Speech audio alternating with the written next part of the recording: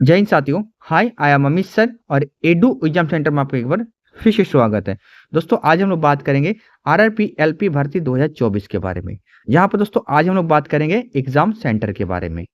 ठीक है दोस्तों आप लोग लगातार मैसेज कर रहे हैं कि सर मैं कलकत्ता का रहने वाला हूँ और मैं जो है गुवाहाटी में फॉर्म भरा हूँ, तो मेरा एग्जाम सेंटर सीबीटी 1 का कहाँ पर देगा, इसके बारे में जरूर बताइए सर। तो चलिए दोस्तों आज हम लोग इसी के बारे में बात करेंगे।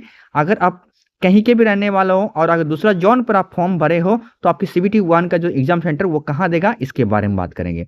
अगर आप मेल है तो कहाँ देगा, अगर आप फीमेल है तो कहाँ देगा, ये दोनों बार बात करेंगे। साथ में दोस्तों हम लोग बात करेंगे सीबीटी 2 का भी बात करेंगे कि सीबीटी 2 का एग्जाम सेंटर कहाँ देगा। मान लीजिए आप सीबीटी 1 क्वालिफाई करके सीबीटी 2 में जाएंगे ना, तो तब उसका सेंटर कहाँ देगा, इसके बारे में बात करेंगे। ठीक है बस आप छोटी सी रिक्वेस्ट है, अगर आपको वीडियो अच्छा लगेगा तो लाइक शेयर कमेंट जरूर कर दिएगा और अपना दोस्तों से जरूर शेयर कर दिया। ओके दोस्तों, तो चलिए स्टार्ट करते हैं ना, ध्यान से देखिएगा।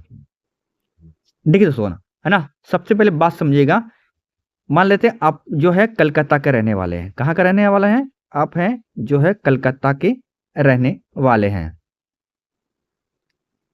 ओके, और आपने जो फॉर्म जो है मुंबई में डाल दिया। कहाँ डाला आपने? मुंबई में। कहाँ डाला आपने? अपने मुंबई में फॉर्म डाल दिया या किसी भी जोन पर मान लो। ठीक है, आपने मुंबई में या किसी भी जोन में कहीं भी डाल दिए। आप कलकत्ता के रहने वाले, आपने मुंबई में फॉर्म डाल दिया या पटना में डाल दिया, गुवाहाटी में डाल दिया, कहीं भी डाल दिया। ठीक है, तो आपका एग्जाम सेंटर सीबीटी 1 का कहाँ देगा, चलिए इसके बारे में बात करेंगे। ठीक है, तो ध्यान दीजिएगा, अगर आप मेल कैंडिडेट हैं तो आपकी सेंटर कहाँ देगा, अगर आप फीमेल कैंडिडेट है तो आपकी सेंटर कहाँ देगा। ठीक है, ध्यान से देखिएगा, अगर आप मेल है तो कहाँ देगा और अगर फीमेल है तो कहाँ देगा। ठीक है, ये मैं सीबीटी 1 की बात कर रहा हूँ। देखिए अगर आप मेल कैंडिडेट हैं तो ध्यान दीजिएगा, मेल कैंडिडेट का जो होगा आपका 100 से लेकर आपका 200 किलोमीटर का रेंज में ही आपका सीबीटी 1 का आपका एग्जाम सेंटर देगा। इसका मतलब आपकी स्टेज पर ही देगा, आप जिस स्टेज से बिलोंग करते हैं उसी स्टेज पर आपका सीबीटी 1 का एग्जाम होगा। ठीक है, ये रख दे, याद रखिएगा कि 100 से लेकर आपको 200 किलोमीटर के अंदर में ही आपका सीबीटी एग्जाम आपका होगा, अगर आप मेल कैंडिडेट है तो।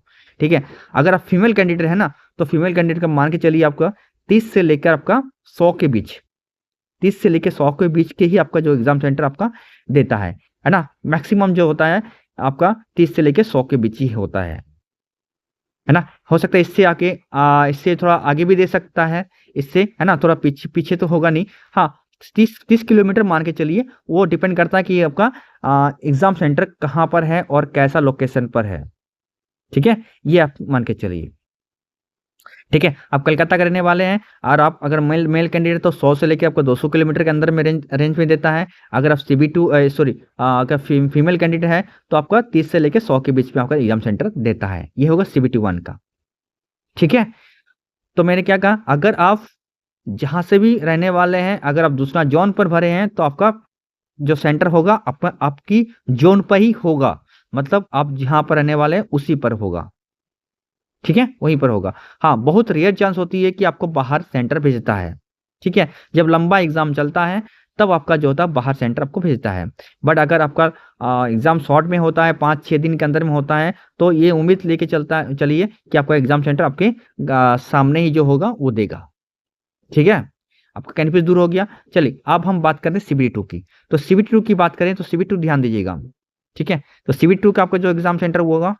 ठीक है, तो सीबीटी 2 की एग्जाम सेंटर आपको कहाँ देगा, इसके बारे में बात करेंगे।